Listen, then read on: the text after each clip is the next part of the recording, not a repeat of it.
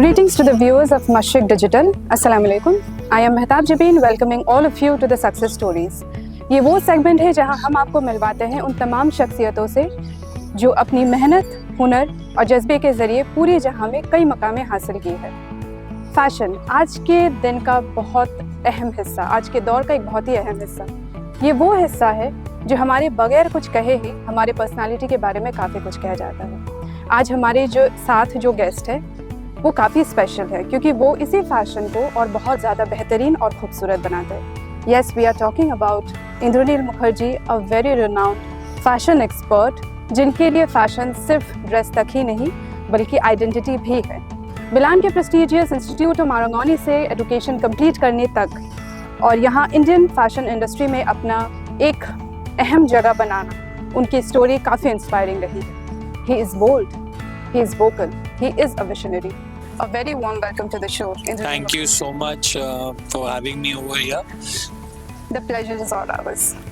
तो आज हम आपकी स्टोरीज जो है वो हमारे सारे व्यूअर्स को बताएंगे, उनको इंस्पायर और एनकरेज भी करेंगे। जरूर। हमारे फर्स्ट क्वेश्चन जो आपके लिए रहेगा, from event management to Milan institute of Marangoni, what was the moment when you decided fashion is your turning point? Well, fashion was always my turning point because मैं जब छोटा था तब से ही मेरे को मेरे पास बहुत सारी बारबी डॉल्स हुआ करती थी और मैं मम्मी की एक्सपेंसिव साड़ियाँ काट के उनके लिए कपड़े बना देता था।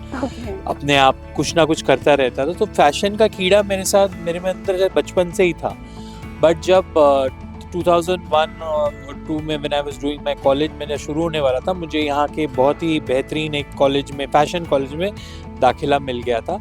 बट मेरी मदर ने तब कहा कि तब के ज़माने में फ़ैशन कोई इंडस्ट्री नहीं थी।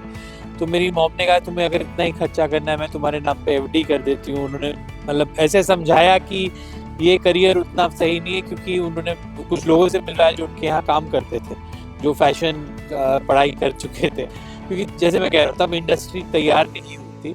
सो फिर मैंने सोचा अपने ड्रीम को थोड़ा ब्रेक दूं और मैं इवेंट्स में घुस गया। मैंने मास कम्युनिकेशन पढ़ाई की, इवेंट्स मैनेजमेंट में किया। मैंने बहुत बड़े बड़े इवेंट किए, आईफा अवार्ड्स किए, 3 जिस कंपनी में मैं था वो लोग ऑर्गेनाइज करते थे। तो उसके बाद मेरे में एक सैचुरेशन पॉइंट आ गया कि मेरे को लगा कि अब इवेंट्स में इससे बढ़ के कुछ और हो नहीं सकता, क्योंकि मेरे ख्याल से IIFA award is one of the biggest events in India can happen. Like इससे ज़्यादा बड़ा कोई इवेंट होता नहीं है, बिकॉज इससे like the Oscars for India, जहाँ हम पूरी बॉलीवुड इंडस्ट्री को लेके किसी विदेश में जाते हैं और उनके साथ एक इवेंट करते हैं। तो उसके बाद मेरा पूरा सैचुरेशन पॉइंट जब आया, then I realise it's time. मैंने काफ़ी अपनी कमाई भी कर ली थी तब तक, तो मुझे लगा it's time to take a break and change my profession to what I really wanted to do was fashion. क्योंकि इस दौरान जब मैं इवेंट मैनेजमेंट कर रहा था, मेरे सारे दोस्त थे मॉडल्स और डिज़ाइनर्स। तो ये जो कीड़ा था इसमें जा ही नहीं रहा, तो फिर के उसी एंगल में आ रहा, और उस हिसाब से फिर मैंने वो जंप किया। मैंने अपनी पढ़ाई के लिए मैं मिलान चला गया, फैशन डिजाइन में। किसी भी करियर के शुरुआती दौर में काफ़ी अनसर्टेनिटीज होते हैं, जैसे कि फैमिली एक्सेप्टेंस, फाइनेंशियल प्रेशर और खुद पर डाउट। तो आपके लिए कौन सा सबसे ज़्यादा चैलेंज था? मुझे तीनों ही सॉर्ट ऑफ फेस करने पड़े थे, क्योंकि मैं ऑलरेडी एक करियर में था और वहाँ मैं काफ़ी अच्छा कर रहा था, मेरी कमाई भी बहुत अच्छी थी। तो फैमिली से ये हुआ कि जब मैंने डिसाइड किया कि मैं छोड़ के पढ़ने जा रहा हूँ, फैशन पढ़ने वाला हूँ, मेरे घर वालों ने थोड़ा बहुत रिवोल्ट किया। मम्मी ने तो शायद बात करना बंद कर दिया था, ये सोच के कि इतना अच्छा करियर छोड़ के क्या नया कुछ करने जा रहा हूँ। सो वहाँ से वो हुआ, बट फिर भी सपोर्ट तो रहता ही है फैमिली का। एंड ऑफ द डे आप जो भी करो, पेरेंट्स आ ही जाते हैं, मान ही जाते हैं आपके डिसीजंस पे। और बाकी जो फाइनेंशियल्स था, मैंने वहाँ सेविंग्स कर रखा था। इस हिसाब से मेरे लिए एक चीज़ बेहतरीन हुआ, जो मैं हमेशा कहता हूँ, मैं इस हिसाब में लकी हूँ दूसरों से, कि जब मैं इवेंट मैनेजमेंट कर रहा था मेरे कनेक्शन बहुत कम थे। मतलब आप जब एक फैशन डिज़ाइनर बनते हैं, आपका नाम तभी होता है जब आपको नामचीन लोग आपके कपड़े पहनेंगे, जैसे नाम करके एक्ट्रेसेस, बाकी लोग जो होती हैं मॉडल्स, वो लोग आपके अगर ड्रेसेस पहनेंगी तभी आपका नाम ज़्यादा होगा, क्योंकि उनकी फ़ोटो आती हैं, वो उन्हीं को लोग चर्चा में देखते हैं। तो इसलिए ये हो गया था कि वो सब मेरी दोस्त बन चुके हैं जब मैं इवेंट्स में काम कर रहा था। तो जब मैं इवेंट्स में काम कर रहा था, सब दोस्त थे, वो लोग खुद ही मुझे कहते थे, क्योंकि मैं उनको ऐसी सजेशन देता था, टिप्स देता था बिना डिज़ाइनिंग पढ़ के।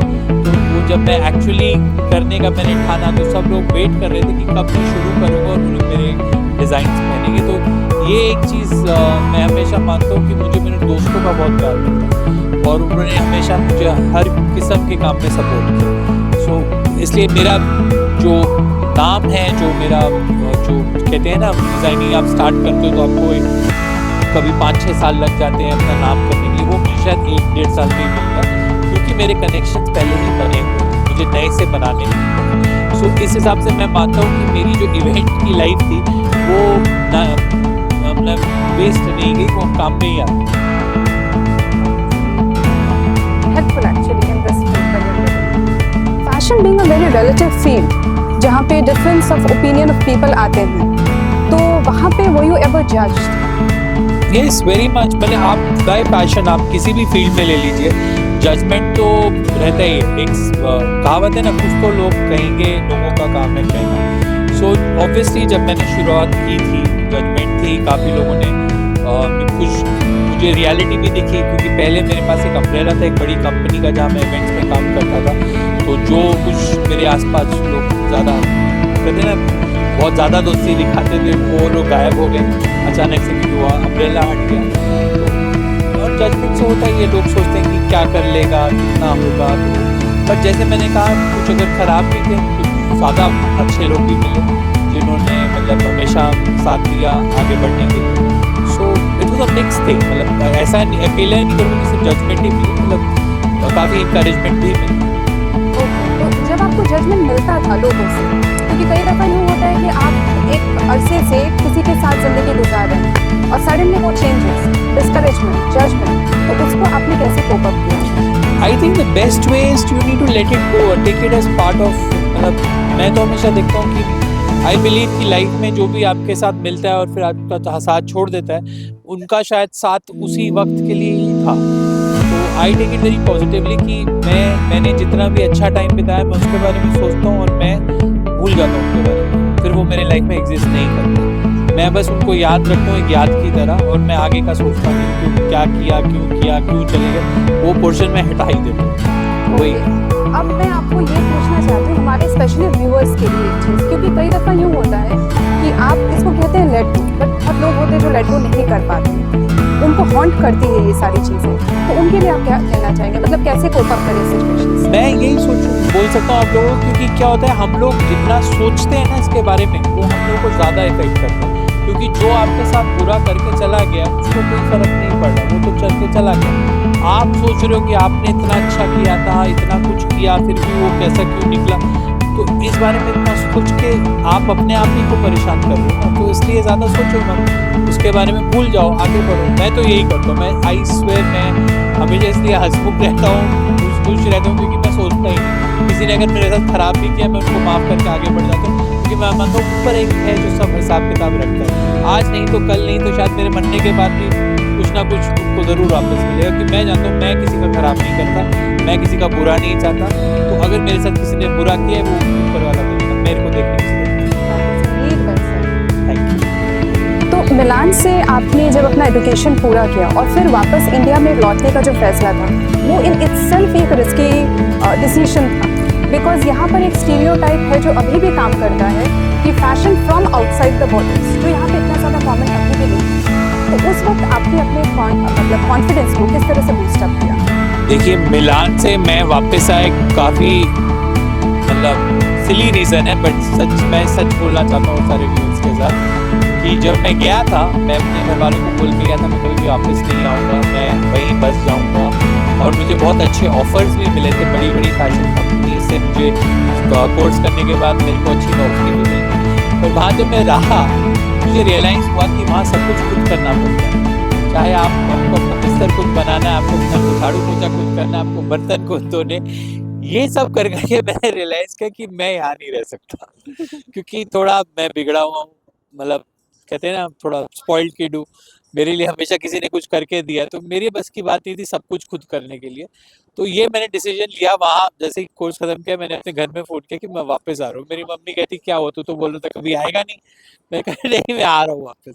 तो ये मेरा major decision of coming back, और कोई रीज़न नहीं था। मैं वहाँ डोमेस्टिक काम नहीं कर पा रहा था। मेरे को बहुत प्रॉब्लम होती थी ये कपड़े मैं रोज कपड़े खरीद के पहन रहा था, क्योंकि मेरे से धोने का वो लॉन्ड्री जो सिस्टम होता है वो जम जम के होता नहीं था।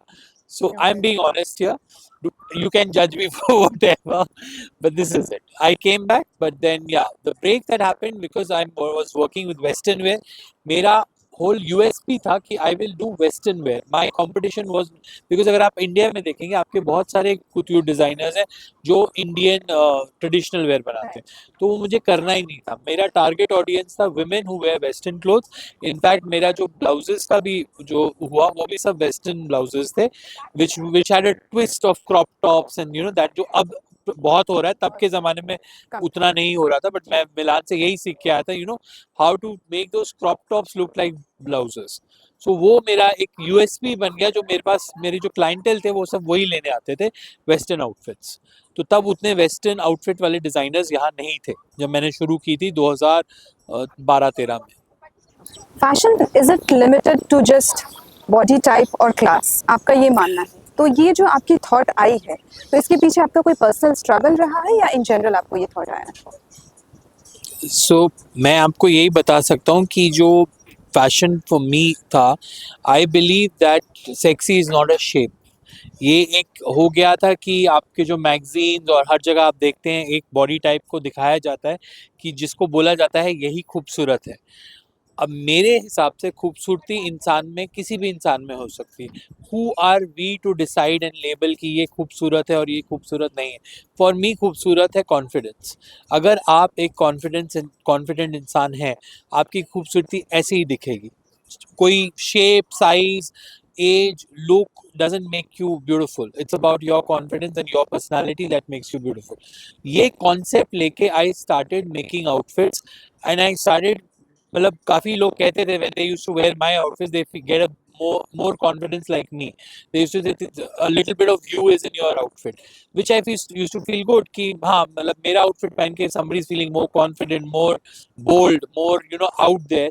I used to feel very amazing about it. So yeah, that was my USP that time कि you know fashion should not be restricted to a particular class segment. And the reason I used to give a very, my rates were very nominal. It was not like a high designer rates and all. So my idea was कि women आजकल क्या होता है, एक dress पहन के they don't want to repeat, क्योंकि हम लोगों की इतनी पिक्चर्स होती हैं, we don't like to repeat our outfit. So I used to keep it in a range where you know people can wear it for one or two parties and then you know they don't mind keeping it in the cupboard. अगर जहाँ आप इतनी महंगी महंगे करेंगे और वो अटक जाएगा for a lifelong, वो तो मेरा ये चीज़ ही अलग थी। मेरा पूरा system of way of doing business was different. अपनी सक्सेस को देखते हुए आपको क्या लगता है सबसे अहम किरदार किसका रहा है? Is it the consistency, hard work या थिक स्किन? मेरे ख्याल से थिक स्किन, क्योंकि मैं किसी की बातों में, मतलब कोई भी कुछ भी बोलता है मेरे बारे में। इनफैक्ट जब मैंने अपना शुरू किया था, I was wearing saris and I was doing gender fluid dressing, तो काफ़ी ट्रोलिंग होती थी। आई हैव नेवर बॉदर्ड और let it put me down. और एक चीज़ है मेरे में, वो है कंटेंट होना। मैं बहुत छोटी छोटी चीज़ों में कंटेंट हो जाता हूँ।